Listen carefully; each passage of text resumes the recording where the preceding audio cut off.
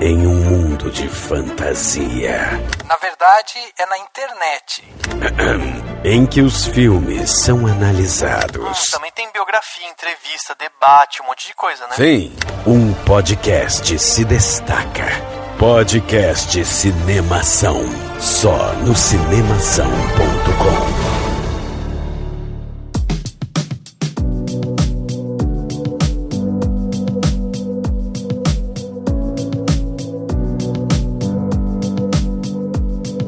Seja bem-vindo ao podcast Cinemação 249. Eu sou Rafael Arinelli e eu posso não concordar com nenhuma das palavras que você disser, mas defenderei até a morte o direito de você dizê-las. Eu vou de outra frase batida. Eu sou o Daniel Cury e jornalismo é oposição, o resto é armazém de secos e molhados. Ah, isso aí, olha aí. Batida mesmo. Eu vou seguir também aqui a linha da obviedade, e eu sou Rafael Gonzaga, e eu vou de George Orwell. Jornalismo é publicar aquilo que alguém não quer que se publique, todo o resto é publicidade. Olha aí, isso aí, Muito olha bom. que bom. Exatamente, é a mesma pegada, né? Mesma pegada, exatamente. Que legal, olha aí, estamos hoje aqui nesse podcast 249, né, para bater um papo aí sobre algo que tem levado a gente à reflexão, né, sobre as tais das entrevistas polêmicas, né, que tem acontecido aí tanto no mundo cinematográfico como também no mundo de outras áreas, né, político e tal. E a gente veio aqui, né, discutir um pouco isso, porque enquanto muita gente discute sobre censura, sobre o que é certo, o que é errado na hora de se perguntar ali e tal, a gente resolveu sentar e falar, não, vamos pensar um pouco sobre esse papel da entrevista, o papel do jornalismo e tal, e aí a gente quer discutir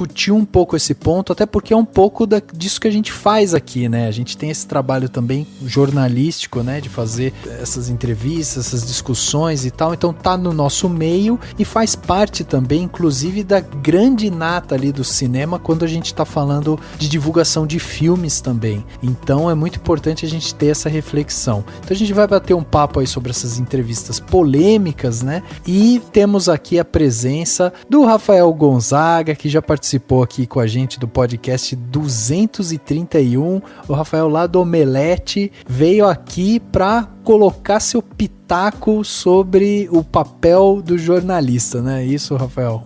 É isso sim. Agradeço pelo convite, de novo. Legal, pô. Do podcast mais uma vez. Então é bacana, acho que tá todo mundo falando bastante sobre isso, né, velho? É verdade. E a gente trabalha com isso, é muito visceral, faz muito parte do nosso dia a dia, então é difícil ignorar. Achei bacana o tema e, enfim, agradeço o novo convite. É isso aí. E eu acho que faz parte também pra quem tá escutando, né? Porque às vezes a pessoa que tá escutando tá falando, pô, mas eu assino esse podcast aqui porque eu gosto de falar sobre cinema e não sei o que e tal, mas gente, é tudo a mesma coisa. A gente fala aqui de divulgação, a gente fala de entrevista, a gente fala sobre polêmicas, né, que envolvem o cinema, já falamos aqui sobre abuso dentro do cinema e tal, e esse é um tema que permeia aí também o universo cinematográfico. Então, acima de tudo, a gente precisa trazer essas discussões à tona, porque é refletindo em cima delas que a gente consegue trazer um pouco mais dessa maturidade, né, dessas coisas. Então, é legal realmente a gente discutir isso. Vamos então bater esse papo sobre entrevistas, jornalismo e tudo mais logo depois do quadro Repercussão.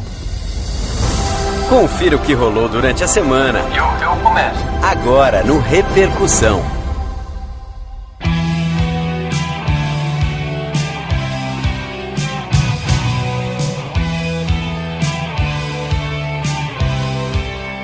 E aí, Dani, qual que é o limite do humor? O limite do humor, não sei, né?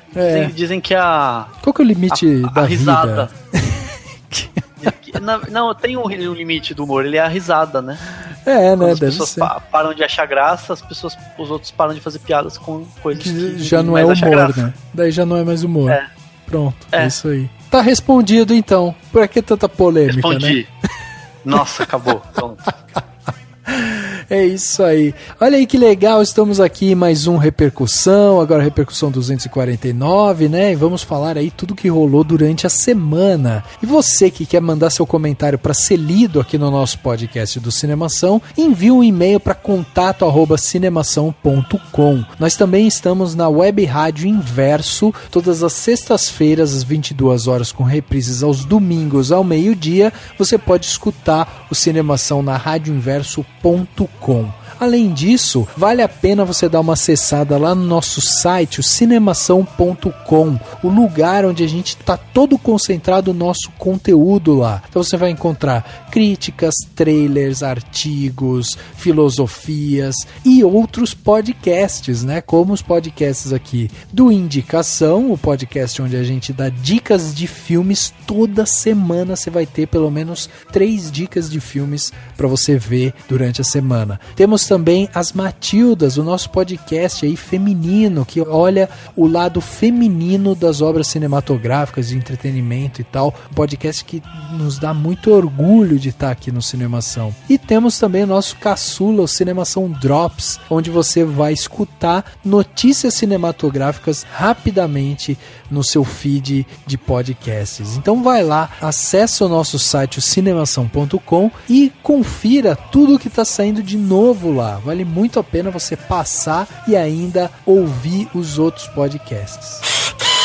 E se você tá ouvindo esse podcast porque o tema dele é diferenciado, porque você dificilmente vai ouvir outro podcast falando sobre isso e repercutindo o tema que a gente tá repercutindo, é porque você gosta do Cinemação. E se você gosta do Cinemação, se você admira o nosso trabalho, você vai achar justo apadrinhar o Cinemação e se transformar num patrão ou padrinho, madrinha, o nome que você quiser do Cinemação. Então é só entrar lá no Patreon, que é o patreon.com/cinemação, ou no Apoia-se, no apoia.se/cinemação, e escolher o valor que couber no seu bolso, o valor que for melhor para você, né? Cada um tem suas vantagens e metas e coisas que acontecem que você puder oferecer, e você vai se transformar num patrão do Cinemação e poder ajudar a gente a pagar as contas, a melhorar os nossos podcasts, a melhorar os nossos equipamentos, a investir em mais conteúdo e fazer coisas ainda melhores. Então entra lá, torne-se um patrão do Cinemação. Como fazem o Diego Lima, o Fernando Machado, o Alberto Marinho Camilo, a Fernanda Siqueira, a Tatiane Nantes, a Tamires Porto,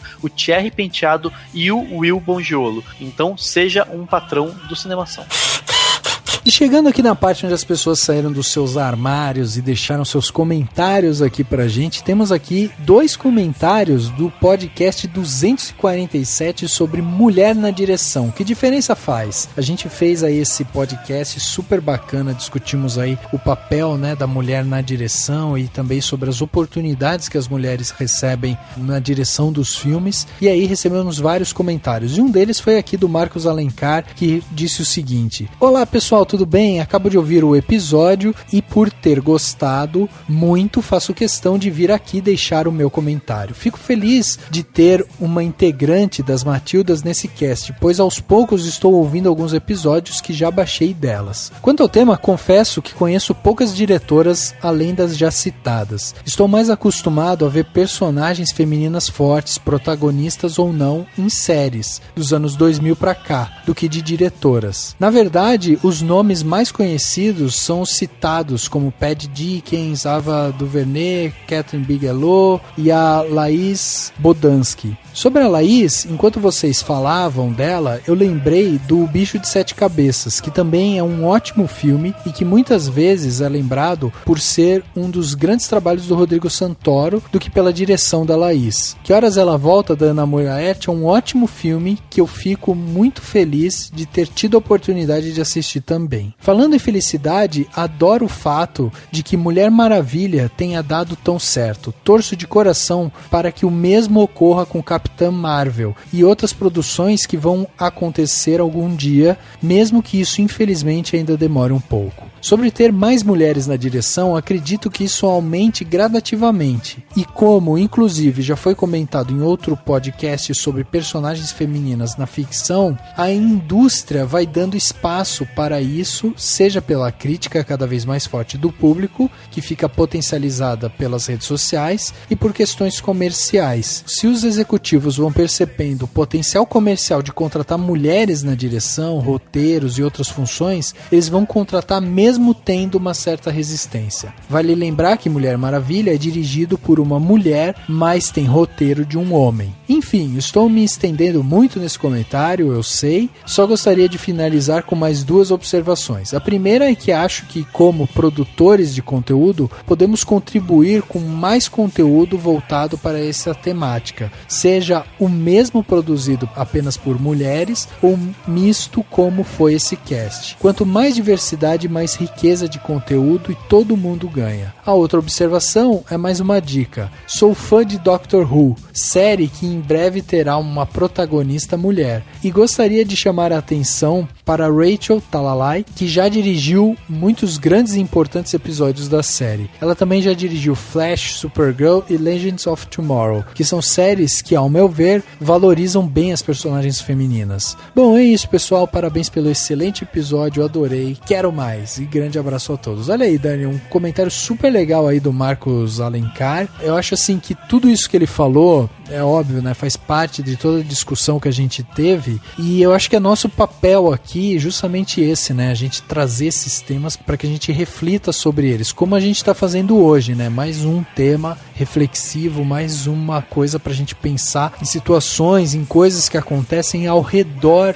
do universo cinematográfico, que às vezes parece imune às coisas que estão acontecendo no mundo, mas na verdade, como o Dani sempre falou, né, são frutos do seu tempo. Perfeito, e eu tenho um comentário aqui da Érica Nascimento, que também é do mesmo podcast, do 247, e ela comentou umas coisas também bem parecidas e muito interessantes, que é o seguinte: gostei muito desse episódio, gente. Ser discutido sim, como vocês colocaram, são muitos os fatores que influenciam a pouca visibilidade de filmes dirigidos por mulheres, mas é fato que espaços precisam ser abertos e ampliados para que as mulheres tenham oportunidade de produzir seus filmes e que eles possam chegar até nós. Infelizmente, como esses filmes não chegam até a gente de forma mais espontânea, espaço para estreia nos nossos cinemas, precisamos ir atrás mais ativamente para conhecermos o que foi e está sendo feito. Frustrante e constrangedor foi olhar entre os filmes que assisti ou reassisti esse ano, até agora, e perceber que apenas uns 12 deles foram dirigidos por mulheres. Preciso urgentemente rever isso. Não dá para normalizar uma discrepância tão grande como essa.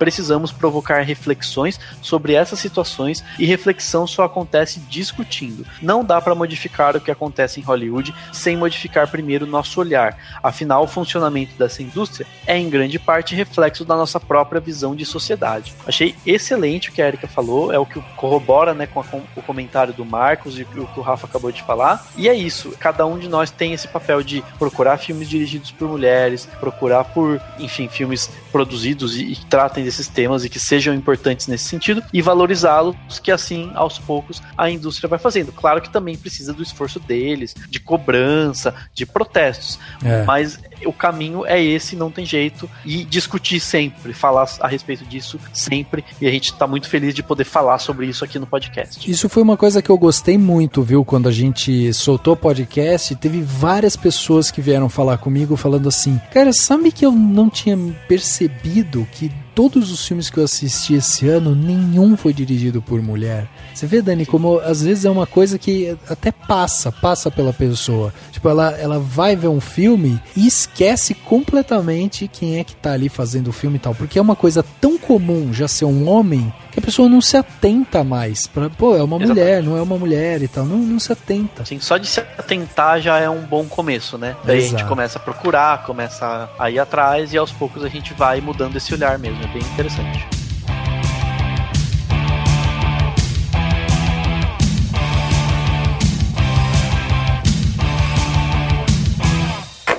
Podemos rodar? Tá rodando.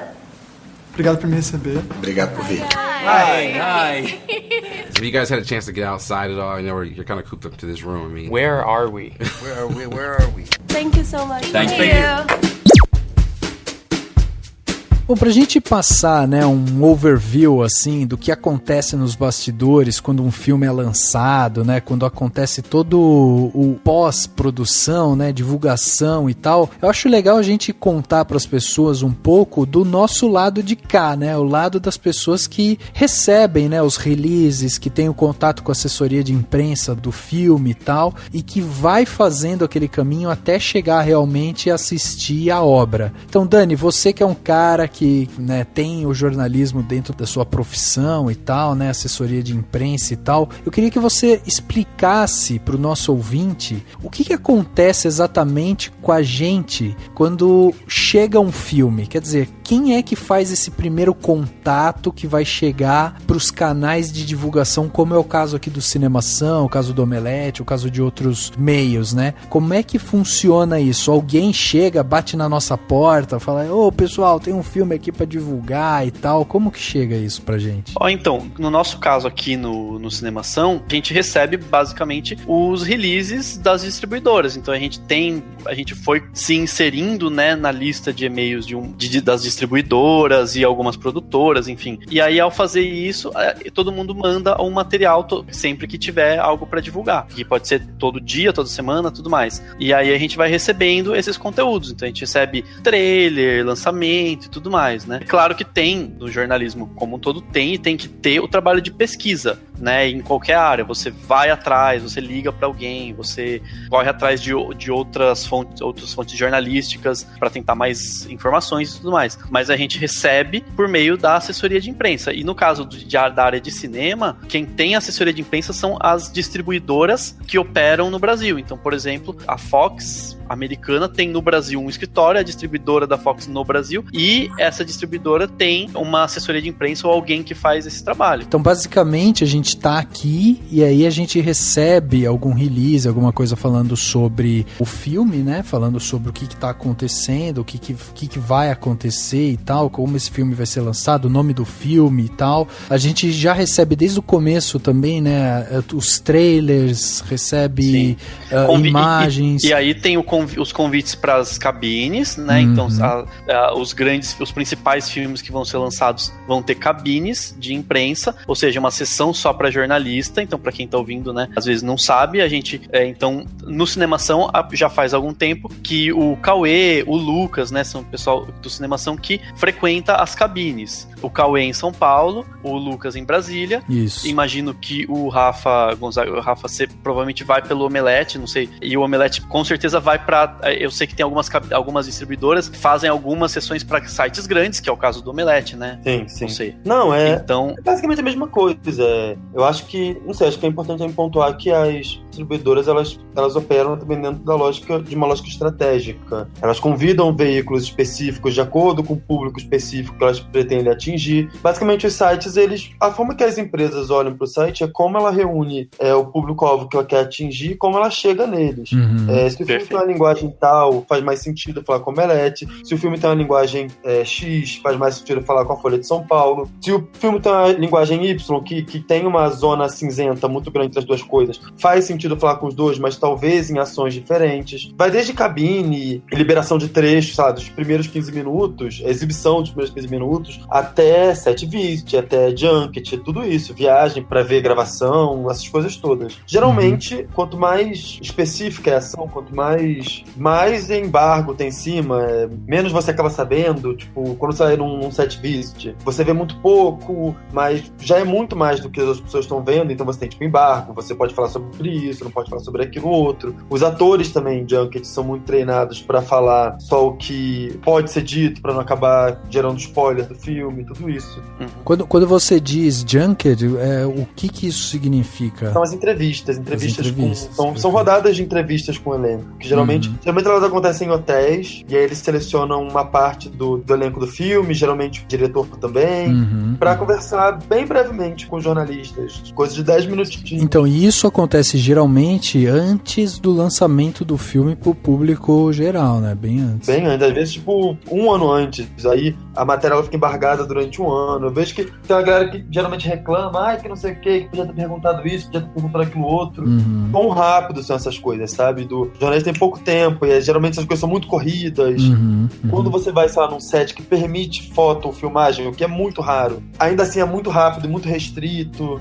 Enfim, a galera acho que tem que... Eu vejo que muitas vezes as pessoas são muito exigentes e não sabem como que é o bastidor da coisa, sabe? Exatamente. E tem também um interesse mesmo, né? A distribuidora com a sua assessoria tá interessada que o jornalista faça perguntas sobre o filme, a produção, para que, né, as pessoas fiquem com vontade de ver. Então tem realmente esse interesse comercial de divulgação. Sim, o que tem acontecido é óbvio. O que, acho que uma das coisas que eu acho que é interessante a gente discutir aqui, no momento, é, por parte do jornalista, é claro que também ninguém tá falando pra sair xingando ou falando, não é isso, mas eu acho que por parte do jornalista existe uma preocupação, ou deveria existir a preocupação em trazer algo que acrescente, né? E não só ficar falando assim, como foi fazer esse filme? Nossa, deve ter sido divertido, foi engraçado? E não é, sabe assim, eu acho que muita gente quer trazer algo novo. Às vezes é difícil, dependendo do tema, dependendo de como você tem uma resistência da própria assessoria, das pessoas que estão envolvidas, que estão falando, putz, eu não quero que a divulgação desse meu filme seja vinculada a algo negativo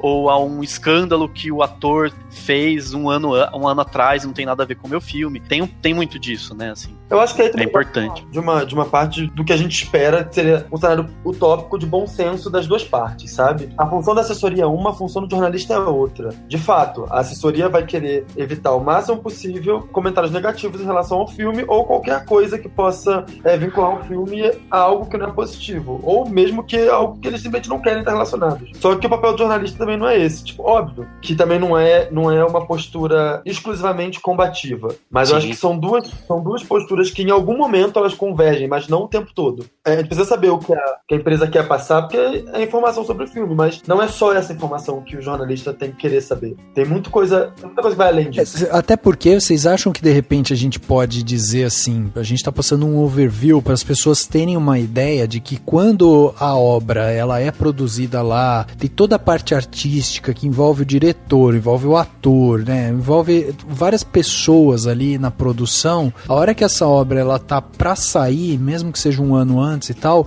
existe todo um background por trás daquilo que para fazer com que essa obra chegue no ouvido das pessoas, para gerar ansiedade, para gerar esse papel de consumo mesmo, que é o que move hoje o mundo, né? Essa vontade de ir atrás e consumir aquilo ali. Agora, nesse caso que a gente tá falando, será que a gente pode dizer que, por exemplo, a assessoria de imprensa ela tem um papel muito mais voltado, pensado e com os pés fincados ali no olhar do marketing mesmo, quer dizer, eu preciso vender um bom produto, enquanto o do jornalista é um olhar muito mais investigativo. E aí é óbvio que esse embate ele pode existir, porque enquanto um quer promover os lados positivos daquela obra, mesmo sendo uma obra polêmica, uma obra ruim, sei lá, qualquer coisa assim, o jornalista, por sua vez, ele quer levar informação investigativa, opinativa, sei lá, para quem tá lendo, escutando, ouvindo ele, né? Sim, e cabe à assessoria entender o que ela tem em mãos, né? Porque uma das funções da assessoria de imprensa, na verdade, é proteger o cliente, né? Assim, olhar pro cliente dela e falar, tá bom, como eu faço que ele não tenha problemas, né? Então, vamos supor, aí, sei lá, eu vou pegar tentar pegar um exemplo de fora da área do cinema. Vamos supor que eu tenho um cliente que é uma empresa que tá lançando uma fábrica nova, um negócio bem industrial, assim, lançando uma fábrica nova, e o dono dessa empresa esteve envolvido em algum escândalo envolvendo um deputado, sei lá, né, há alguns anos. É o papel dela, né, não chamar o jornalista que ela sabe que vai trazer problemas ou que estava investigando esse caso. Ou de repente até de não permitir, falar, gente, a gente não vai poder falar sobre esse assunto. Tem várias estratégias, né, de cuidar disso. Daí tem o contrário, é o papel do jornalista que, saber disso, dá um jeito de talvez tentar driblar a assessoria de uma forma, o ideal que seria de uma forma respeitosa. E aí no caso de um filme, eu tô imaginando aqui, tá, eu nunca trabalhei na área de assessoria de cinema, mas se eu tô lançando um filme que eu sei que não vai agradar muito a crítica, vamos supor, eu sei que a crítica não vai ser muito, enfim, talvez ele não agrade tanto a crítica, eu vou chamar de repente um influenciador do YouTube que não é crítico de cinema, entendeu? Eu vou tentar, sei lá, se ele é voltado pra crianças, eu vou tentar fazer uma ação que envolva, sabe assim, algum veículo, alguma TV, algum programa de TV voltado para as crianças, e claro que eu vou acabar tendo que ceder algumas entrevistas ou exibir para a imprensa esse filme, mas eu não vou dar tanta ênfase para isso quanto para essas outras ações, entendeu? Sim, Cabe à assessoria ter esse cuidado, mas é óbvio que nem tudo tá no controle, e é óbvio que vai ter momentos em que você vai ter, fizeram uma pergunta que não deviam ter feito pro meu cliente, ou enfim, tô tentando proteger ele aqui, mas mesmo assim aconteceu alguma polêmica, ou aconteceu alguma coisa assim assado, entendeu? Uma coisa que eu não gostaria que acontecesse. Nem tudo tá no controle da assessoria de imprensa, obviamente. Exato. A atuação jornalística ela não depende exclusivamente do que a assessoria permite ou não que seja feita, né? Exatamente, claro.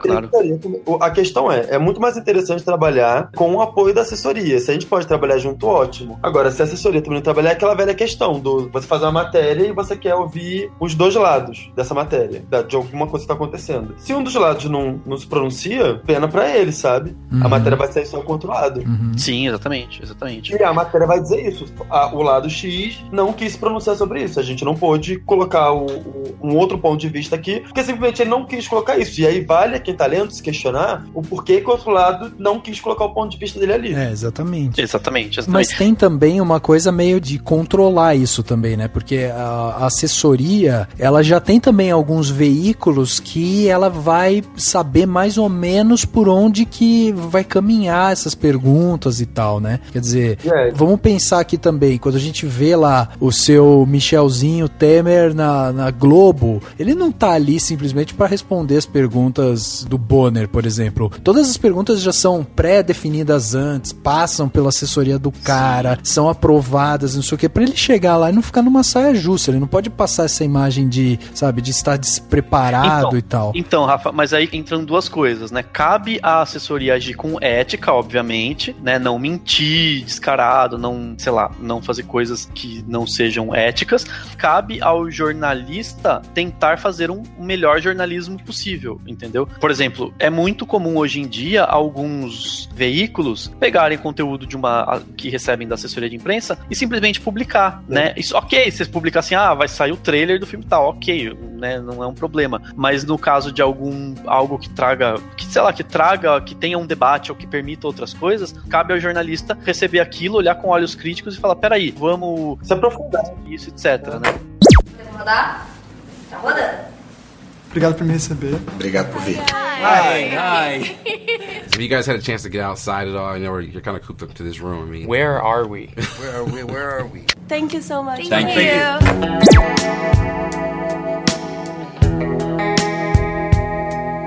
Então, a gente tá comentando um pouco sobre isso porque a gente teve uma polêmica, né, envolvendo um filme brasileiro e tal, agora, recentemente. Eu vou deixar o Dani explicar pra gente o que aconteceu, para as pessoas terem pelo menos também uma ideia. Quer dizer, a gente já chegou aqui, a gente já entendeu como que funciona para que a gente, como veículo, receba esse filme, chegue lá para conversar. A gente sabe que do lado da produtora e tal, existe assessoria que vai fazer o possível para que a imagem do filme seja bem vendida e tal, e do nosso lado aqui a gente tá para pulverizar essa imagem, né, seja positiva, negativa e tal, mas do nosso lado é um lado muito mais olhando com olhos críticos, investigativos e tal, um olhar diferente desse da assessoria, né. Então, Dani, explica pra gente o que aconteceu durante a semana, que inclusive levou a gente a criar essas reflexões e chegar aqui nesse podcast. Então, eu vou tentar explicar do jeito mais mamilos possível, tá? De uma forma imparcial,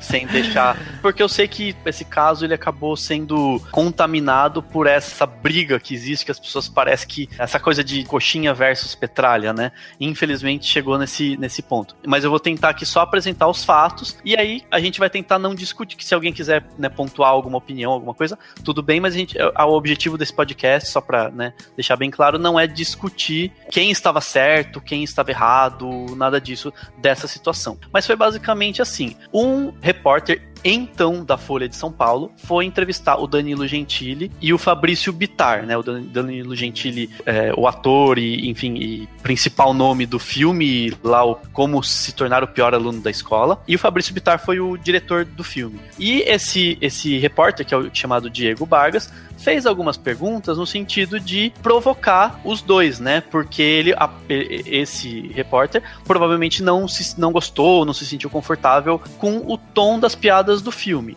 né? E quem conhece ou tem alguma noção de quem é Danilo Gentili sabe que ele não se preocupou muito em ter um filme, né, com um humor, digamos, politicamente correto. Ele, pelo contrário, ele provoca, o trabalho dele é muito voltado a questionar isso e dizer que quer fazer piada com o que ele quiser. E aí o que aconteceu?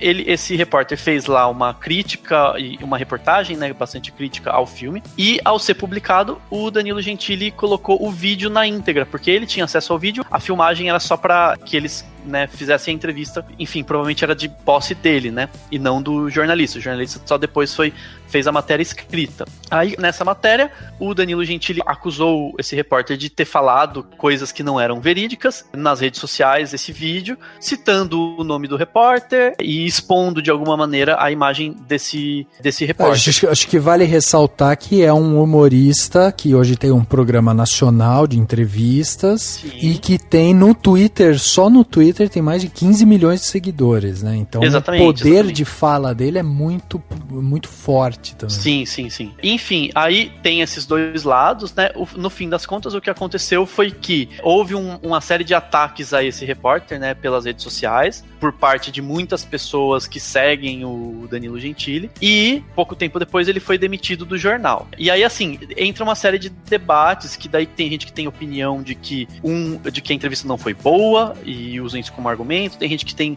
opinião de que o Danilo Gentili promoveu um ataque ao repórter, tem gente que diz que um tá certo, que o outro tá certo, tem gente que faz opiniões políticas e alega que o repórter era petista ou de esquerda ou qualquer coisa que o valha, e daí começou a rolar uma polêmica gigantesca em torno disso, né? E, assim, o que eu me perguntei quando eu vi tudo isso foi justamente sobre essa questão das entrevistas, que aparentemente parece que elas não podem ser provocativas quando você fala de uma divulgação de filme, né? E aí eu lembrei dos casos de 2 entrevistas de um jornalista britânico, o nome dele é Gurumurthy, né? Krishnan Gurumurthy, ele é britânico, ele é do Channel 4, atualmente, pelo que eu entendi, ele não faz mais entrevistas com artistas, né? Com atores de filmes, mas ele, em 2 momentos, ele teve, digamos que, problemas, né, nas entrevistas. Numa vez com o Quentin Tarantino, ele questionava sobre a violência, ele sempre fala que ele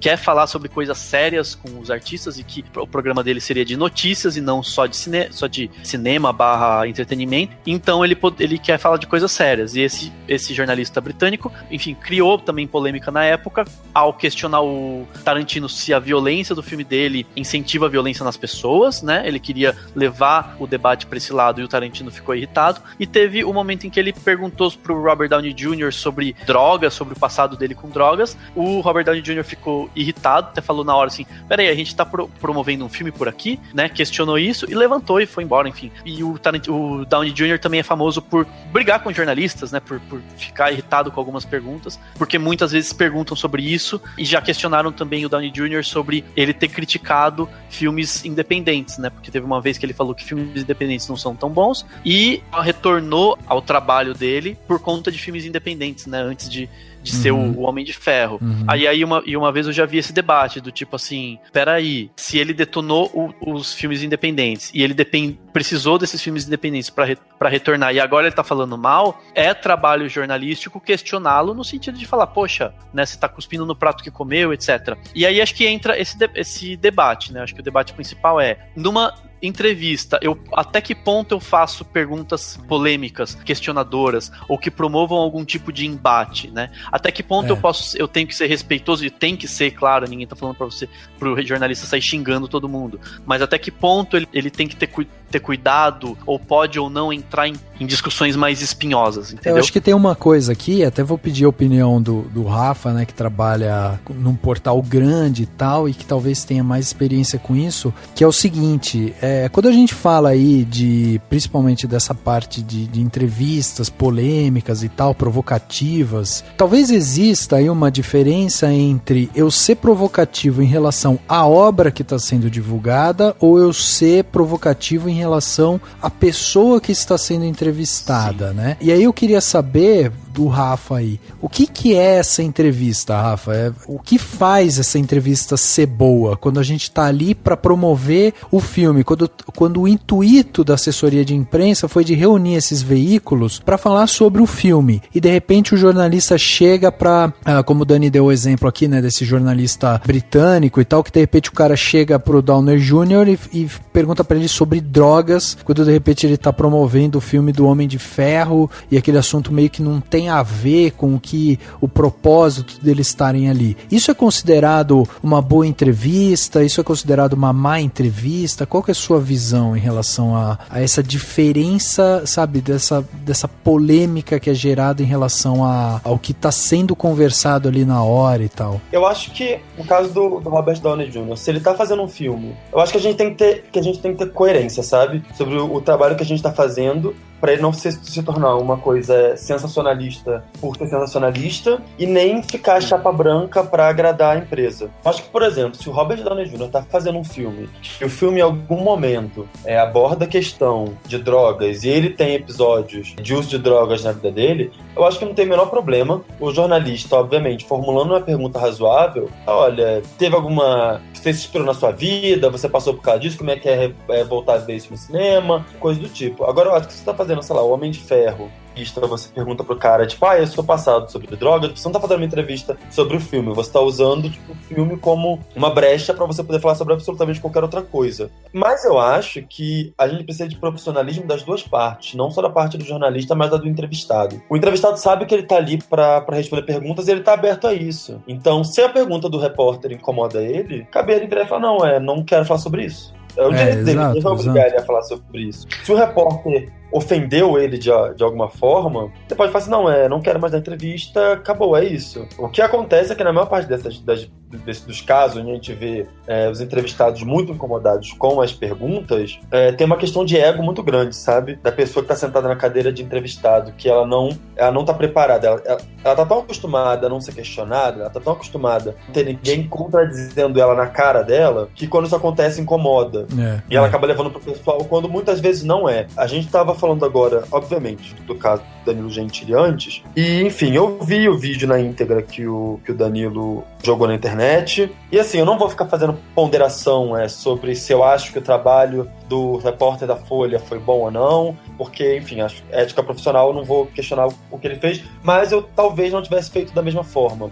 Eu acho que do que eu vi, ele chegou muito com o pé na porta, sabe? Independente se é o Danilo Gentili ou qualquer outra pessoa, ele acabou assustando. No caso, nessa entrevista estava o Danilo Gentili e o Fabrício Bittar. O Fabrício Bittar, ele se portou super profissionalmente. Todas as perguntas que foram feitas, ele tentou responder, relativizando várias delas, mas foi respondendo, enquanto Danilo Gentili se manteve calado em todas. E uma delas chegou até a ser meio... E quando ele respondeu, acho que ele respondeu umas 2 vezes, uma delas ele chegou a ser meio agressivo com o repórter da Folha, dizendo que ele já tinha a manchete dele pronta. Ora, eu acho que a melhor forma de você desmontar a manchete pronta é você respondendo, pegando aquilo e dando argumentos para que aquilo seja, tipo, de fato destruído. E não foi o que ele fez. O que ele preferiu fazer foi uma caça às bruxas com o repórter nas redes sociais, o que eu acho completamente antiprofissional. Então, eu entendo, eu concordo com isso que você está falando, mas tem uma outra questão que é a seguinte, tô pensando aqui dos dois lados, tá? Do mesmo jeito que existe essa postura, que precisa as duas posturas serem muito políticas para que educadas e tal, para que aquilo ali não fuja também do controle, e mesmo com assuntos polêmicos e tal, como você falou, se o outro lado se sente incomodado e tal, para não responder determinada coisa, ele fala, olha, eu não quero responder, o jornalista, ele tem na sua mão se ele tem o livre-arbítrio de ir lá, de publicar e tal, justamente essas manchetes sensacionalistas, né? E é isso que eu acho que talvez preocupe muito desses entrevistados. Porque mesmo que o cara seja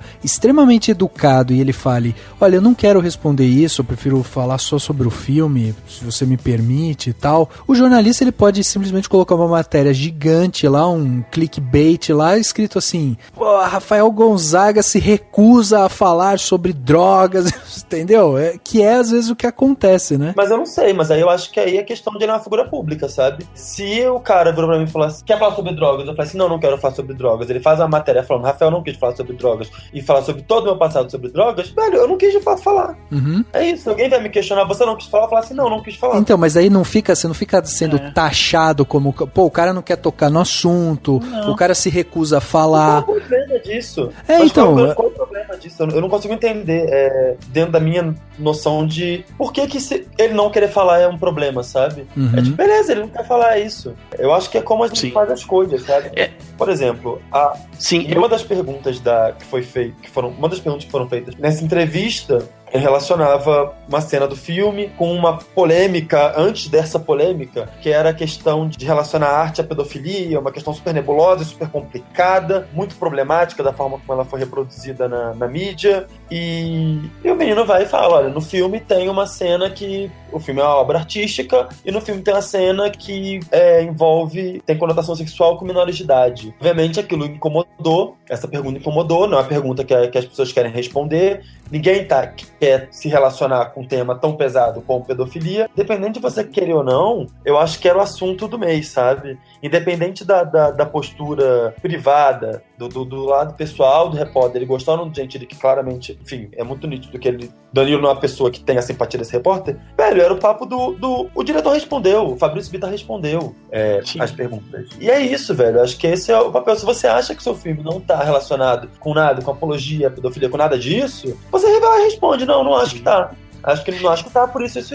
E se você faz um filme que tem uma cena em que um personagem pedófilo tem qualquer contracena com uma criança, é impossível que você não tenha imaginado que ninguém ia te perguntar sobre isso, né? Assim, ainda mais nesse momento, sabe? Ainda mais quando momento, exatamente. E aí, Rafa, eu acho que você comentou o negócio do ego, né? Eu acho que o negócio que tem do ego lá do Tarantino e do Downey Jr., que foi provavelmente o que fez com que eles se irritassem. No caso do Danilo Gentili, como ele responde esse tipo de pergunta há muito tempo, e tem gente processando ele em vários casos, e, enfim, ele é uma pessoa que lida com esse tipo de coisa, muito provavelmente, aí eu tô imaginando, né, mas provavelmente o que atiçou essa forma irritada dele de responder foi essa polarização que existe no Brasil, né? Então, esse cara aqui é de esquerda, sei lá o quê, então tô irritado aqui porque esse cara tem uma opinião diferente de mim, né?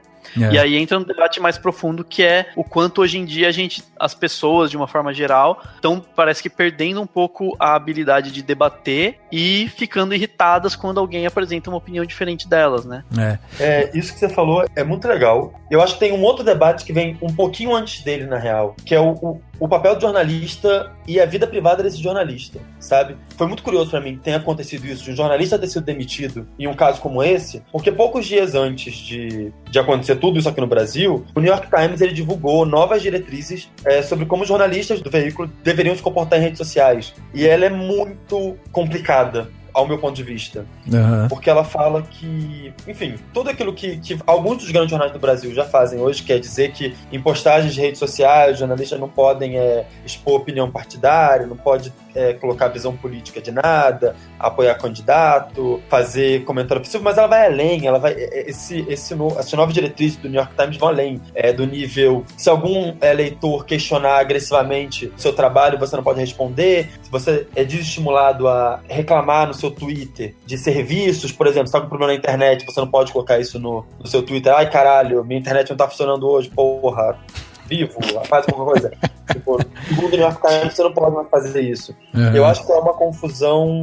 O que diz basicamente é que o jornalista pode achar que as páginas dele de Facebook, do Instagram, do Twitter, Snapchat são zonas privadas, mas que não são, porque essa pessoa vai estar sempre relacionada ao local de trabalho dela. E isso é muito problemático. Porque o jornalista, ele é, como qualquer outro profissional, ele é um prestador de serviço para um quando você tá trabalhando pra Folha, pro Estadão, pro Globo, você tá prestando um serviço.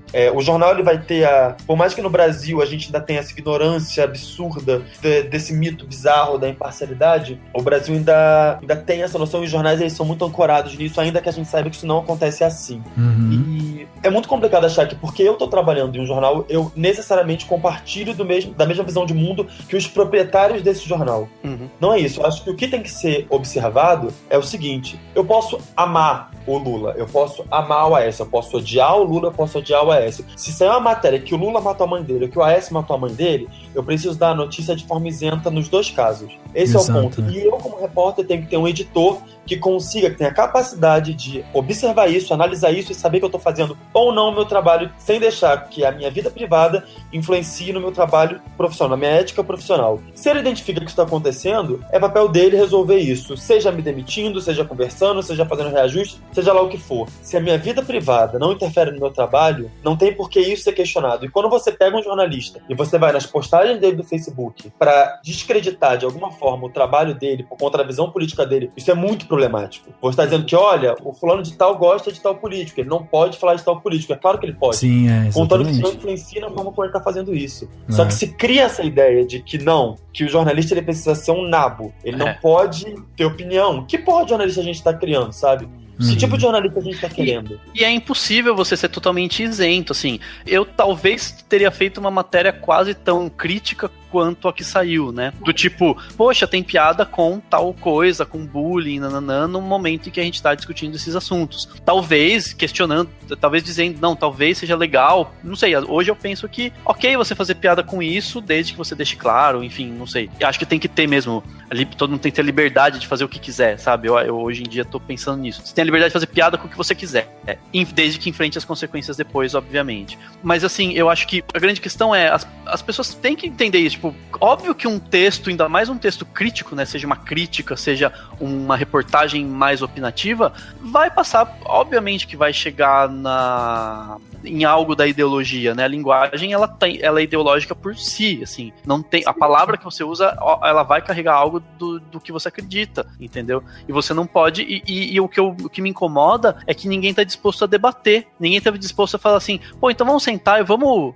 debater, poxa, fizeram uma crítica do meu filme falando isso, olha, eu discordo, tudo mais, sei lá, ninguém tá mais lidando com essa situação de uma forma amena, não, as pessoas parecem que estão com ódio, com sangue no olho e querem sair se engalfinhando, né? Sempre teve isso, sempre teve opinião contrária, crítica negativa e tal, e você geralmente fala, olha, discordo, e de repente, se a questão entra no âmbito mais ideológico que você acha importante, sei lá, se o Danilo Gentili achava que era importante discutir ideologicamente aquilo, ele podia ter feito de uma maneira bem menos agressiva, né? Com certeza. Então acho que esse é o problema. Podemos rodar?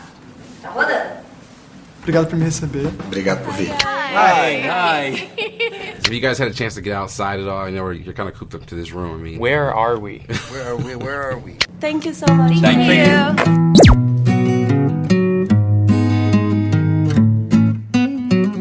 Uma coisa que daí eu acho que envolve uma terceira parte dessa história, né? Quando a gente fala de distribuidor, assessoria de imprensa, a gente fala do jornalismo, né? A gente tá falando aqui também dos veículos e tal. Eu acho que tem a terceira parte que é justamente o público. E aí quando a gente fala da polarização, eu acho que essa polarização, ela tá abraçando tudo. Ela tá abraçando desde o jornalista até o cara que tá produzindo, até o público que tá consumindo e tal. E isso tá acontecendo, isso é uma coisa que permeia todas as áreas, e aí a gente já começa a ter essa dificuldade, porque assim, enquanto a gente vê que, por exemplo, se o cara se recusa a responder uma pergunta e o jornalista faz uma matéria sensacionalista sobre aquilo, porque ele simplesmente se recusou a responder e tal, por direito dele e tal, e o cara faz uma matéria sensacionalista sobre aquilo, ele também já tá tomando um lado, né, já tá criando essa polarização de uma outra forma. E aí, quando a gente tá falando do terceiro ato disso, que é o público que tá consumindo tudo isso, aí eu acho que a gente precisa pensar nesse público também como esse catalisador de opinião. Porque enquanto vocês estavam falando, eu tava me lembrando do caso do Michael Schumacher, ex-piloto de Fórmula 1. Ele sofreu um acidente, ficou em estado vegetativo, a família pegou ele, levou ele pra casa na Suíça e ele está lá até hoje. E a gente tem pouquíssimas notícias sobre qual o estado real de saúde dele, como que ele tá, se ele vive com a ajuda de aparelho, não sei o que. Surgem, assim, elementos muito, sabe, afastados do que pode ter acontecido com ele e tal. E recentemente o ex-empresário dele falou que é um absurdo a família não dar uma resposta pros fãs. Os fãs só sabem que ele tá vivo. Os fãs não sabem qual o real estado dele. Não sabem se ele fala, se ele come, se ele respira sozinho. Não sabe. E ele falou que isso é um desrespeito aos fãs porque foram os fãs que tornaram ele aquilo que ele é. E aí que entra essa terceira parte da discussão, esse público. Porque a partir do momento que a gente tá falando aqui, do mesmo jeito, né, que a gente tá falando que, pô, o jornalista é complicado. Eu acho desumano você chegar no jornalista e falar, ó, você não pode se posicionar, você não pode reclamar, você não pode falar no Twitter isso, aquilo e não sei o que, porque você tá representando uma instituição que sou eu e tal. É realmente desumano. Agora, de uma certa forma, esse consumismo do público em relação a tudo que tá acontecendo e essa polarização potencializa também esse tipo de atitude, entendeu? Porque a partir do momento que esse jornalista, ou essa pessoa, ou essa figura pública e tal, toma qualquer atitude que vá de desencontro ao que outras pessoas estão achando, cria-se essa divergência, cria-se essa briga e tal, né? Então, a gente pega e fala assim, não, o cara não pode falar sobre, não pode criticar o Lula. O cara escreve uma coluna falando sobre o que o Lula fez no governo dele, mas ele no Twitter fala que ele odeia o Lula. O público olha aquilo ali e fala assim, opa, tem alguma coisa errada, esse cara faz isso, mas faz é muito aquilo. Melhor. Não, eu concordo que é melhor. Eu acho muito melhor deixar claro do que ficar fingindo que você é totalmente imparcial. É óbvio que tem que haver alguma imparcialidade no jornalismo, mas eu sou o que defende que é muito melhor deixar claro, assim, é muito comum em vários países você entra na banca e o próprio vendedor sabe, fala assim, isso aqui é um jornal de mais conservador e esse aqui é de esquerda, esse aqui é um jornal de centro, esse aqui é jornal, sei lá, tem esses, né, nomes para ideologias aí. No Brasil, não. No Brasil, você tem que adivinhar. Tem uma ou outra revista aí que de repente posiciona e fala, eu defendo tais ideologias, tais ideias. A maioria, e principalmente os jornais e as emissoras de TV, fingem que são super isentonas e deixam tudo meio nebuloso, entendeu? Então eu acho que se o cara, um determinado jornalista, principalmente colunistas, aí entra colunista de política, se um determinado colunista de política, tem um determinado posicionamento, claro que ele não vai xingar sem motivo, porque daí não é uma conduta que não é boa nem pra ser humano, muito menos pra jornalista que se preparou pra isso. Mas é muito melhor, entendeu? Eu gosto de ter claro, assim, esse cara que tem tais ideias. Então, mas sabe quando a gente fala assim, que isso daqui, quando vai pra opinião pública, isso daí, quando a gente usa essa expressão, nessa opinião pública, ela se potencializou nos últimos tempos justamente por conta da internet, por conta, né, de como a gente se comunica hoje e tal. Então, hoje a opinião pública, ela não é só a opinião do jornalista. Hoje a opinião pública passa pelo jornalista e passa pelos fãs também, né? Assim, no sentido de que o jornalista não é mais o único formador de opinião, né? Exato, não é mais. Formador de opinião. Não, isso é ótimo, inclusive. É ótimo que a gente não tenha monopólio do pensamento, entre aspas. Poucas pessoas, que isso seja uma coisa mais plural. Só que eu acho que o que falta, a população como um geral, é um senso um pouco mais crítico sobre termos como opinião e como política, porque eles acabam sendo jogados em grandes limbos de lugares comuns. Tudo é político. Não é porque eu estou falando de processo eleitoral, de congresso ou de sei lá o quê, que só isso é política. Tudo é política. A política está em tudo. Exato, exatamente. Eu vejo muita gente falando também, tipo assim, que todo mundo hoje está brigando porque um é petralha e o outro é... não, velho, as pessoas não estão brigando só por isso. Elas acham que é só por isso, mas não é. É porque tem muita coisa ideológica que tá, associada a visões partidárias, que infelizmente não. Exato. Mas uma pessoa não para de falar com a outra porque ela votou no Lula. Uma pessoa para de falar com a outra porque ela é contra a forma de visão de mundo do candidato dela que fere, sei lá, por algum motivo, os ideais dela. Essa é a pontinha do iceberg. Tem muita coisa pra baixo. De opinião, como se... O que eu acho muito problemático, eu concordo também com isso, de a gente ter mais claro quando você está lendo um texto que é enviesado à direita, um texto que é enviesado à esquerda, um texto que é... Ainda que eu acho que essa lógica dicotômica de esquerda e direita não funcione mais em 2017, seja um modelo falido, mas eu acho muito mais interessante, sim, porque ajuda a gente a acabar com essa ideia de que opinião é uma coisa que nasce com você. Opinião, ela é construída socialmente. Opinião, ela é de todas as experiências que você teve durante a vida. Opinião não é uma coisa que não é uma perna, não é um braço. Você não nasce com opinião e ela é imutável. Opinião muda. De acordo com o que você vai adquirindo de conhecimento intelectual, do que você vai adquirindo de vivência, ela vai mudando. A gente não tem que pegar um texto para ler, e eu acho que é isso que as pessoas têm feito muito hoje em dia, esperando se ver refletido nele. A gente tem que ler um texto, hoje em dia, tentando pegar o que aquele texto ele tem, que eu não concordo, que eu não entendo, para fortalecer a minha opinião. Seja contrário, ou seja, a favor. Olha, esse texto aqui me dá mais base para acreditar no que eu acredito. Ou esse texto aqui me dá mais base para desacreditar do que eu acredito. E não olhar para aquele texto e falar assim, ou eu me vejo refletido nele, ou ele é um ataque. E eu acho isso muito problemático. Não, é sem dúvida problemático, e além disso, hoje em dia, o que acontece é justamente isso, né? A opinião, ela se tornou realmente imutável. Então, quer dizer, o cara falar, mesmo que o cara escreva um texto, que seja um texto crítico sobre alguma coisa, e depois de um tempo ele refletir sobre aquilo e talvez ele mudar a opinião dele sobre aquilo, vamos trazer aqui de novo pro cinema, né? Eu, por exemplo, quando assisti Birdman, eu não gostei tanto de Birdman, sabe? E quando na época que a gente gravou o podcast, eu critiquei bastante Birdman. Porra, Birdman isso, aquilo e tal. Depois foi passando o tempo, eu reassisti Birdman e tal. Hoje eu sou muito mais amigável com Birdman do que eu fui naquela época. Só que cria-se ao redor disso, assim, não, o Rafael odeia Birdman. Ele odeia Birdman. Eu falo, cara, eu já não odeio mais. Hoje eu já gosto do filme. Talvez não fizesse as considerações que eu fiz antes, entendeu? E esse exercício que a gente faz aqui de sempre trazer pessoas diferentes, conversar com outros pontos de vista e tal, é uma coisa muito, muito legal de se fazer, porque ele sempre traz, sabe, sempre faz com que a gente evolua, olhe outras coisas e tal. Só que para algumas pessoas,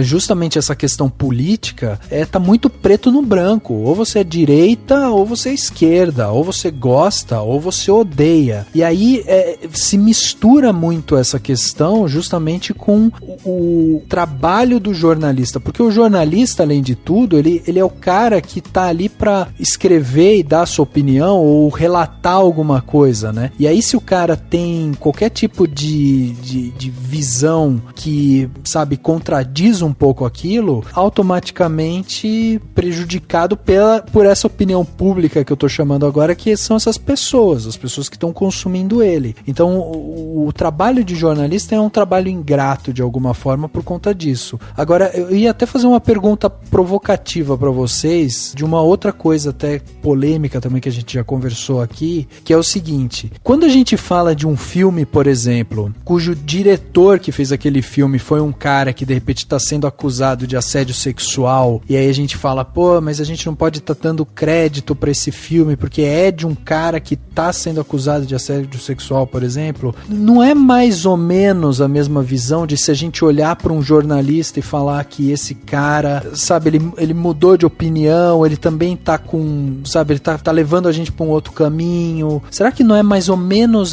sabe, será que não tá na mesma cumbuca esse negócio, assim? Essa visão de que a gente às vezes mistura o lado pessoal com o lado profissional?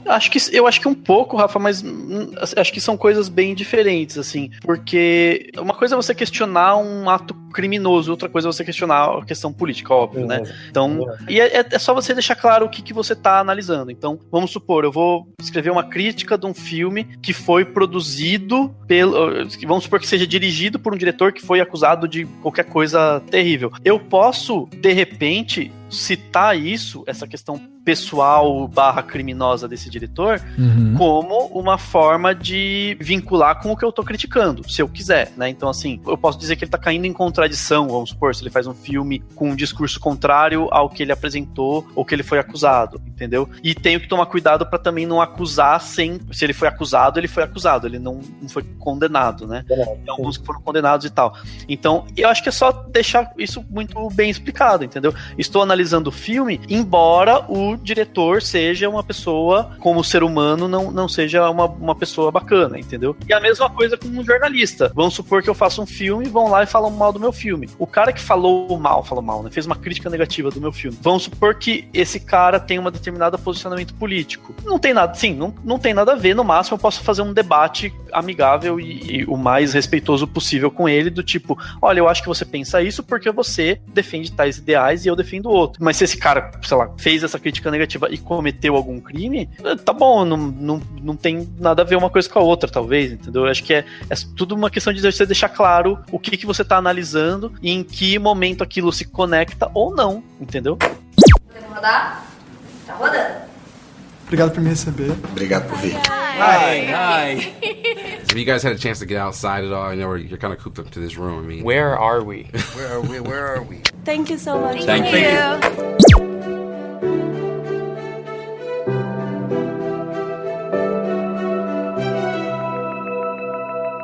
Eu acho que se a produção daquele filme, como a gente teve agora, que foi essa polêmica dos números de casos de assédio sendo denunciados em Hollywood, estava envolvido na produção do filme também, sabe? Uhum. Não era tipo, o fulano de tal assediou na balada da Augusta, tipo, que ainda seria muito problemático também. E aí, a gente tá falando, tipo, de uma indústria. Tipo, o cara fez tal filme e em tal filme assediou a atriz tal. Tipo, isso tá dentro do filme também, sabe? Isso faz parte da história do filme. E é isso, eu acho que a gente não pode ser impedido de perguntar.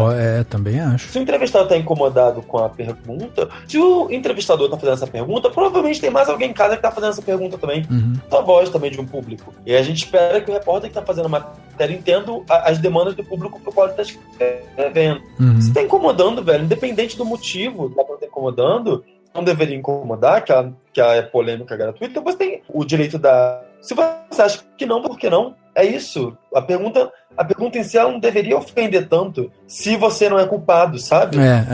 Eu também acho. A gente tem dentro disso, que eu acho só que é uma coisa que talvez esse lado artístico ele acaba se confundindo muito, né, em todas as esferas, quando a gente fala da visão tanto do jornalista, que é o cara que tá ali para tratar, para narrar, para discutir, para levantar questões em torno daquilo, como também o lado do profissional que tá ali produzindo a sua obra, né, porque como eu tava falando, às vezes a gente tem artistas que podem ter sido acusados de alguma coisa, de machismo, qualquer coisa dentro desse sentido, que às vezes o cara faz uma obra que é uma obra que não tem a ver com aquilo, né? Vamos voltar um pouco pro caso do Robert Downey Jr., por exemplo. Quando o cara, tipo, tem um problema de repente lá com droga, qualquer coisa desse tipo, e aí ele tá promovendo um filme de ação que não fala sobre aquele assunto em si, e o jornalista, ele sente que ele precisa perguntar aquilo ali pro cara, é aí que eu acho que entra esses conflitos, sabe? Que de repente, do mesmo jeito que o jornalista não tá avaliando a obra, não tá fazendo uma leitura ali da obra e tá fazendo uma leitura pessoal de quem tá produzindo o filme, será que o cara que tá produzindo o filme, ele também não pode se sentir ofendido pessoalmente porque de repente, sabe, tá indo além daquilo que tava sendo discutido? Então, Rafa, eu tava estudando nesse caso porque eu achei interessante. Na entrevista, primeiro de tudo, tem a questão lá da assessoria que você meio que tem algum tipo de acordo feito antes, né, com a assessoria de imprensa ou com as relações públicas, né, às vezes vai se usar esse termo. Então, por exemplo, antes é combinado um pouco, né, não totalmente, mas é combinado um pouco o teor das perguntas. E nesse caso, o jornalista falou que tinha dito para a equipe de assessoria de imprensa que não ia fazer perguntas só sobre o filme, que ia fazer perguntas um pouco mais sérias e etc, entendeu?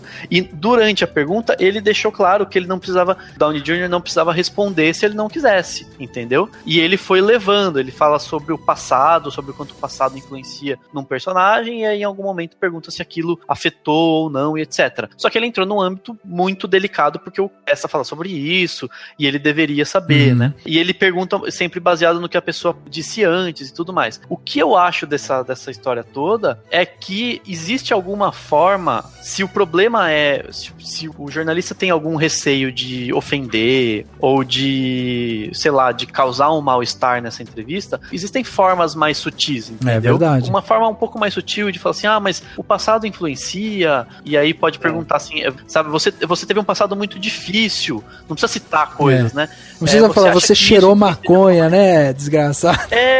Então, você saiu, né, dizer com palavras que você acha que vai ofender, mas você tem também que tirar eu acho que assim, o grande problema é perder oportunidades. Lógico, Então, duas coisas que eu gostaria de dizer aqui, é perder oportunidades, então você tá lá entrevistando alguém, e geralmente as perguntas mais espinhosas são deixadas pro final, justamente pra não ter problema se a pessoa for embora, isso a gente aprende na faculdade. Você perder a entrevista, for embora, né? você tem a entrevista. Então, se deixar alguma mais espinhosa pra depois, etc., perder, né, a oportunidade, eu acho que é melhor arriscar algum momento com cuidado, claro, mas arriscar do que fazer uma entrevista sem conteúdo, sabe?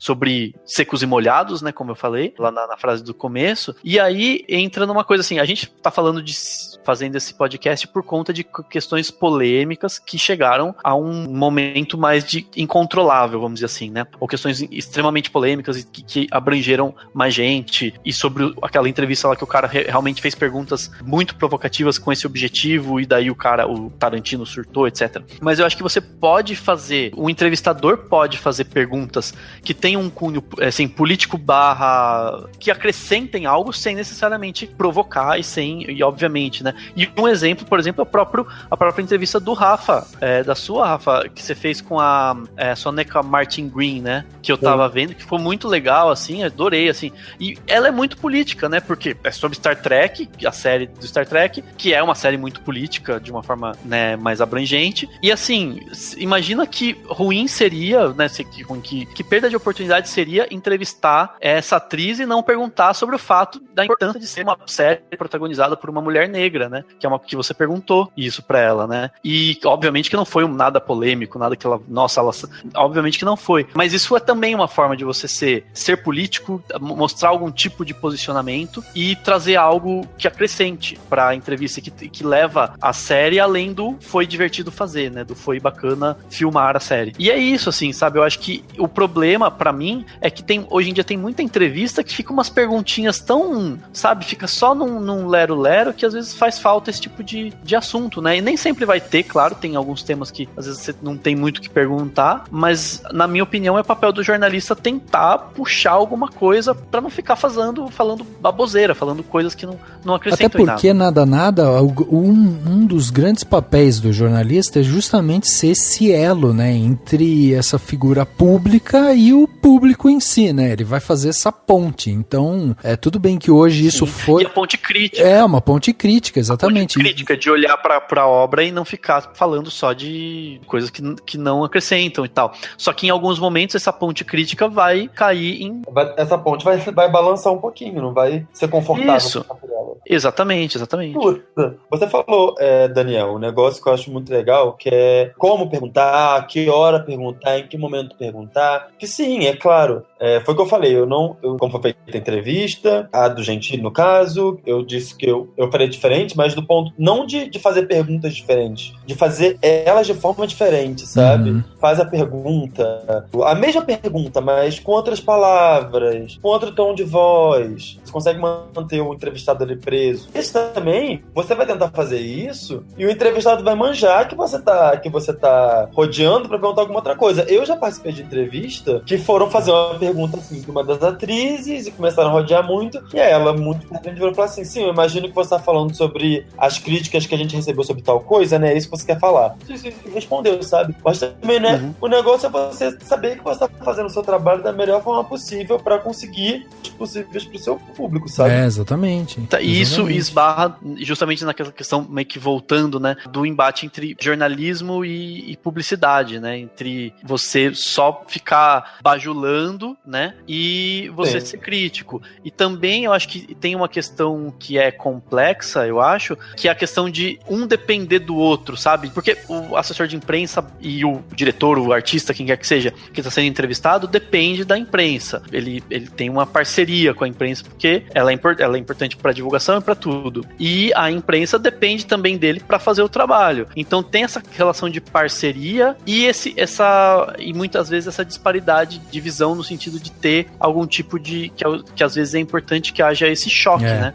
Esse embate. Eu acho que é muito importante que isso se mantenha de alguma forma equilibrado e não que seja só jornalista bajulando assessor de imprensa e a fonte dele, porque, meu Deus, eu não posso perder com medo de perder esse contato, de perder uma fonte, de perder vínculo com essa distribuidora, esse filme, esse artista, e junto com o fato de que esse um precisar do outro não pode fazer com que isso se transforme em um bajulando o outro. Né? Assim. Não, mas você sabe, Dani, que assim, ó, eu vou pegar o meu lado aqui, porque eu tô falando com 2 jornalistas aqui e eu sou o único marqueteiro aqui, né? Eu sou formado em publicidade, marketing e tal. Mas eu trabalho mais com assessoria de imprensa, né, no caso. Mas assim, ó, se a gente for pegar a essência, o que é o marketing é basicamente um acessório de vendas, né? Ele serve para justamente levar as questões do seu produto, seu serviço, não sei o quê, as questões fortes para que o público consuma aquilo ali. Então o marketing, ele precisa descobrir formas de fazer essa conexão entre o serviço e o produto com o seu cliente final. Seja mostrando as suas qualidades, seja mostrando um lado mais humano e tal. O que aconteceu de um tempo pra cá, de tempos passados pra cá? O marketing, ele ganhou vários outros elementos, né? Hoje em dia, como eu tava falando, né, a gente tem... O jornalista, ele faz essa ponte entre a figura, né, do artista ali e tal com o público em geral. Agora, essa ponte também, ela perdeu força de um tempo pra cá, porque hoje esse artista, ele também já conversa direto com o seu público. Quando ele tem um Twitter, quando ele tem um Facebook, quando ele tem outros meios. E aí o marketing, ele precisou se adaptar, porque antes não era necessariamente a empresa ou o produto e tal que falava diretamente com o seu público, né? Tinha toda uma empresa por trás. A gente falava de Nike, a gente falava de Apple, a gente falava dessas coisas. Hoje em dia o consumidor, ele tem o poder nas mãos. Ele pode destruir, como ele pode alavancar qualquer produto que ele sinta que é relevante para ele. Então assim, o marketing, ele conseguiu ir se adaptando a isso. Só que ainda assim, a gente vê muito marketing sendo feito de forma arcaica. E aí vamos trazer pro lado do cinema, por exemplo. Recentemente a gente teve o filme do Assassin's Creed, né? Que é vindo de um jogo da Ubisoft e tal.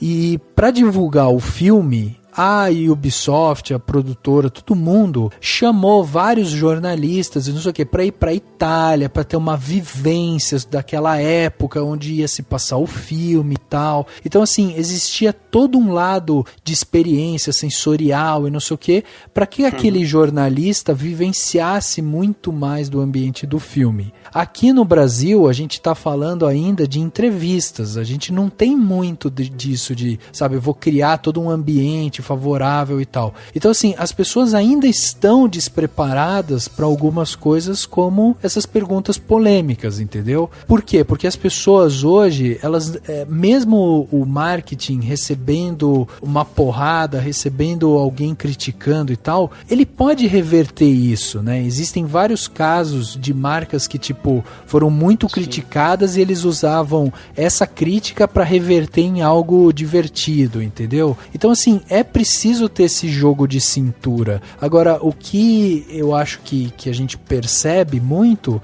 é que, não sei se é só no Brasil, mas a gente vê essa onda polarizada no mundo inteiro, que um dos grandes problemas é justamente essa falta de habilidade, essa falta de ginga, essa falta de sabe, de a gente ter um pouco mais de flexibilidade para resolver essas coisas, né? Porque, pô, se ele me atacou, eu ataco ele e tal. E não é muito bem isso, sabe? Não é nem a essência do marketing fazer isso. Então, assim, você tem aquele marketing reverso, ou marketing negativo, de que quando você tem muita crítica em cima, às vezes aquilo converte também em mais consumo. Só que converte por um tipo de consumo que não é um consumo fiel, não é um consumo que vai perdurar, né? Então, assim, é preciso saber converter essas coisas sempre para alguma coisa um pouco mais positiva. Sim, na verdade o que você tá falando tem a ver com, acho que basicamente duas coisas. Com redes sociais e tudo muito intenso e todo mundo produzindo conteúdo e essa,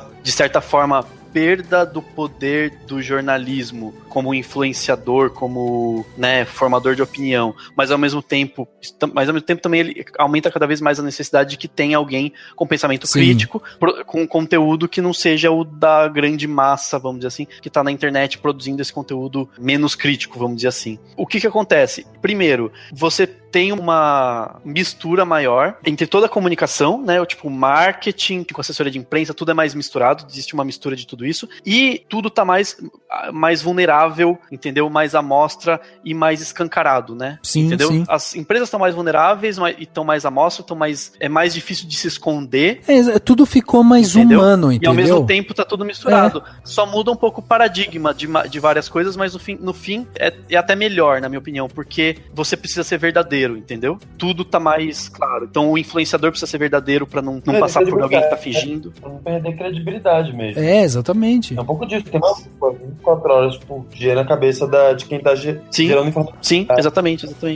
É bem isso mesmo, assim. Tudo ficou mais humano, né? Tudo ficou mais, assim, você se conecta à imagem, não se conecta só à marca. Agora, tipo, a pessoa também tá virando uma marca, sabe? Tá tudo mais humano, tudo mais humanizado, tudo precisa um pouco mais, assim, de flexibilidade e tal. Eu acho que a grande questão que a gente percebe aqui, justamente dessa visão do jornalista e tal, dentro, né, da parte de divulgação, é que acima de tudo a gente tá falando que tem um ser humano ali atrás e que esse ser humano ele tá ali também para representar o que ele pensa, ele tá representando uma instituição e tal, então, ok, ele tá, mas não deixa de ser um ser humano pensador que tá ali sendo questionado, que também tá, sabe, sofrendo no dia a dia com tudo que todas as outras pessoas sofrem e tal. Então eu acho que a grande questão não é nem a forma, né, como isso acaba sendo feito, mas justamente o preparo e o despreparo, porque a partir do momento que você tem pessoas dos dois lados, né, tanto o produtor que tá ali, que acha que fez a melhor obra possível, e aí de repente chega um cara pra falar, olha, não, na verdade sua obra é uma bosta e eu não gostei e tal, e aí tipo fica, sabe, uma briga de egos, e aí a gente esquece que além disso tem uma terceira camada que é o público. Então assim, eu acho que é uma irresponsabilidade, por exemplo, do Gentili chegar para um público de 15 milhões de pessoas para massacrar um cara, entendeu? Sim. Isso vai muito além. Agora, se ele tivesse tipo, não, vou chamar o cara ali, eu vou conversar aqui, não sei o que, sabe? Faz uma coisa mais caseira, mais calma, mais tranquila. Agora não, vira uma briga de foice, e aí isso acontece não só aqui, acontece lá fora também. Quando você faz uma crítica, quando você fala alguma coisa, a gente percebe aqui, né, no Cinemação, a gente vai discutir algum filme, algum podcast, a gente fala que não gosta do filme, sabe? Pô, você se torna a pessoa mais idiota do mundo porque você não gostou do filme, entendeu? No fim das contas, acho que o resumo é: comunicação expandiu demais e a gente talvez não tenha evoluído tanto. Então a gente precisa, na verdade, estudar mais, se preparar mais e praticar mais a empatia, no fim das contas, né? Pra poder, de todos os lados, obviamente, pra poder conseguir debater e não transformar nem as entrevistas e nem as polêmicas em coisas que fogem do nosso controle. E talvez, né, enquanto a gente não chega no amadurecimento desse entendimento do que é a comunicação e tal, vamos ter calma, né? Vamos dar um passinho pra trás, vamos ter calma, vamos saber escutar um pouco mais, né? E vamos estudando mesmo, vamos entendendo um pouco mais isso, né?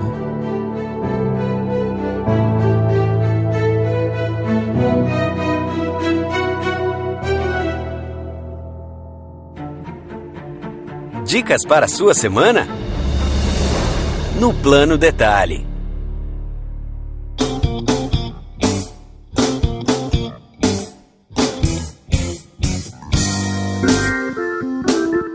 Mais um Plano Detalhe aqui no podcast do Cinemação, aquele momento para dar dicas, né, para você curtir melhor a sua semana. Então, Dani, vou pedir para você, porque você já falou que você já tem vários planos detalhes para hoje, né, um monte de coisa para indicar, então começa aí, Dani, porque enquanto isso eu vou maturar a minha aqui. Ah, tá.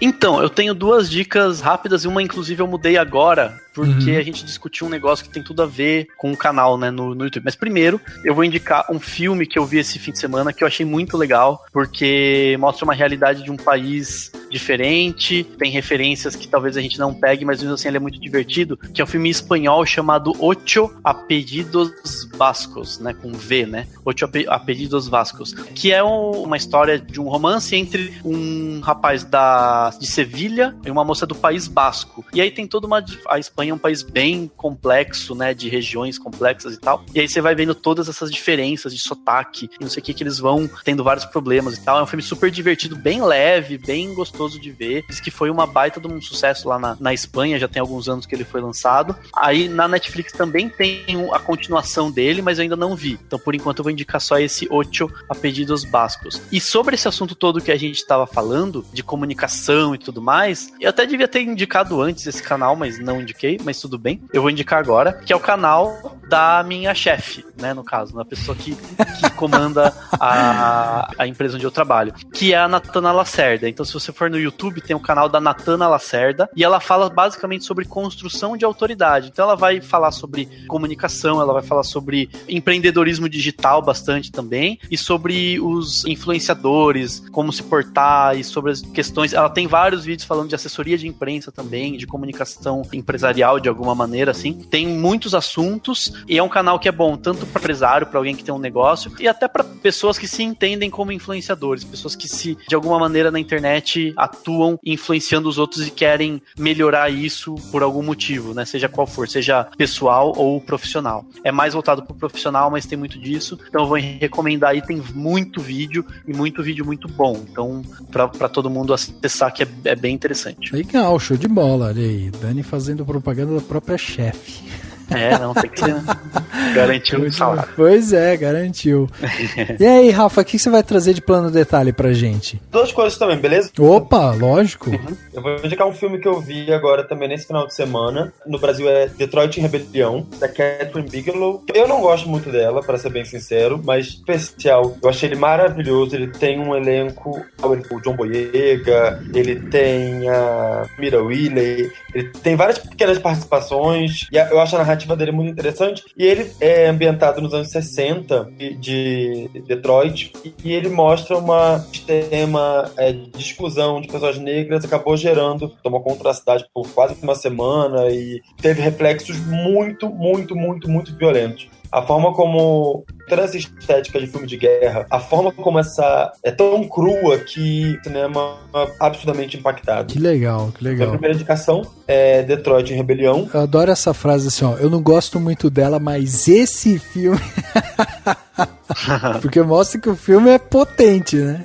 Nossa, a indicação que eu vou dar é uma série nova, agora na Netflix, que chama Mind Hunter. Ah, legal, tô louco pra ver ela. Nossa, vê, velho, é linda, linda, linda, linda, linda, linda. Linda que eu digo visualmente mesmo. Uhum. Ela é visualmente impecável e a história dela é muito legal. Ela é agentes, tipo, meio que tentando entender serial killers por óticas menos caicas, tentando estudar psicologia, sociologia pra entender o comportamento de serial killers e ir atrás deles. É muito legal. Mind Hunter. Muito bom, olha aí. Já tá na minha lista aqui, agora com sua indicação, agora que eu vou ver mesmo.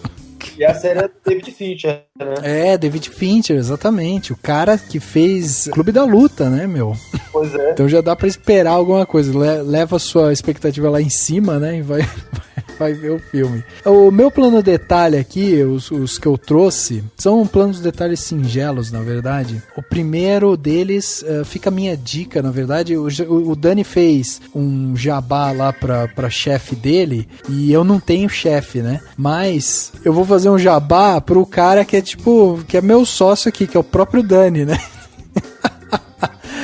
Que o meu jabá vai pro Dani, o texto que o Dani escreveu justamente sobre a questão lá do Gentili e tal. O Dani colocou esse texto recentemente aí, dia 15/10, no Cinemação, e chama Entrevista em Embate, Pensamentos sobre o caso Danilo Gentili e Diego Vargas. Olha, eu falei já pro Dani isso, vou deixar registrado aqui no podcast, que o Dani tá numa fase da escrita que tá sensacional, viu? Eu posso dizer que tá incrível, viu, Dani. Continua assim, porque tá incrível. Obrigado. Vou então me dar energia pra escrever meu livro.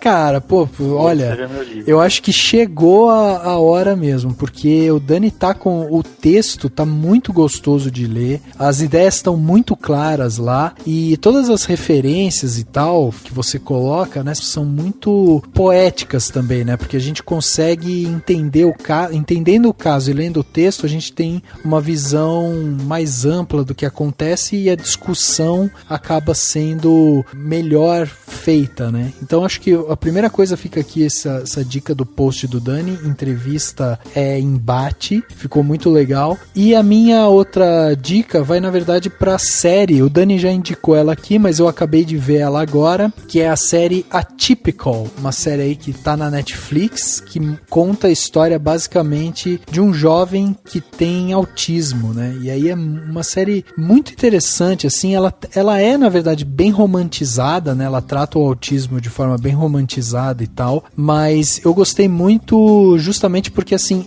ele é muito uma introdução ao assunto, sabe? Sabe quando você assiste um negócio e você fala, nossa, preciso saber um pouco mais sobre isso e tal. Então eu acho que ela funciona muito bem e, assim, tem também a interpretação, né, do ator mirim lá que faz o Sam, que é o personagem principal, tá sensacional. E quando eu assisti a série, eu falei assim, cara, eu já vi esse moleque em algum lugar e tal, o que será que ele já fez? E aí eu fui ver que ele fez um filme antigo, de 2010 na verdade, que se chama Se Enlouquecer, Não Se Apaixone, que é um filme que ele se interna, né, num manicômio e tal, porque ele fica apaixonado e tal, e aí ele resolve se internar pra tentar curar essa paixão dele e tal. E, esse garoto é sensacional, é um talento, e a série, ela é muito bonita, ela é muito, muito sensível. Eu acho que vale a pena pra quem quiser uma experiência nova, pra entender um pouco mais desses seres humaninhos que habitam esse planeta. Acho que vale a pena assistir o Atypical, que está na Netflix.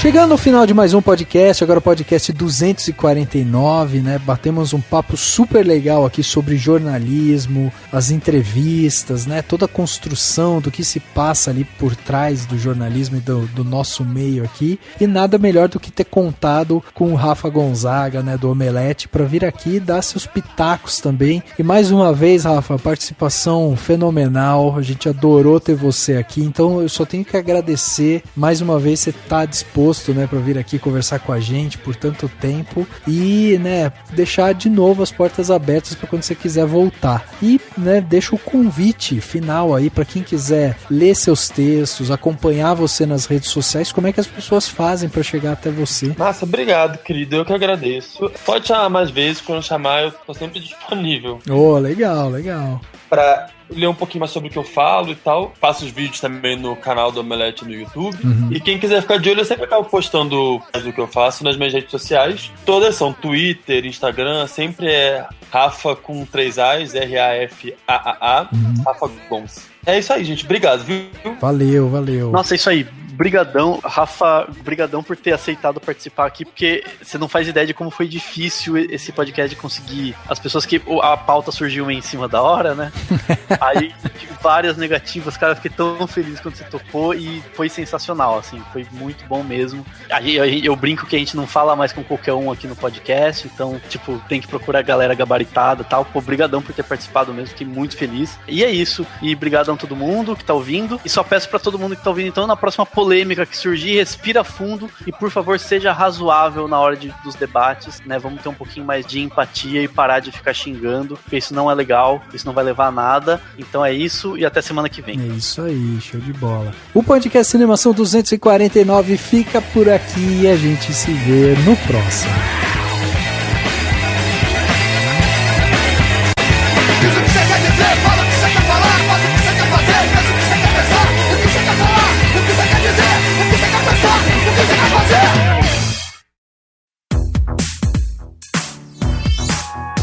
podcast foi editado pela Isso Aí Design. Tudo isso é forma com função. É design estratégico. É isso aí.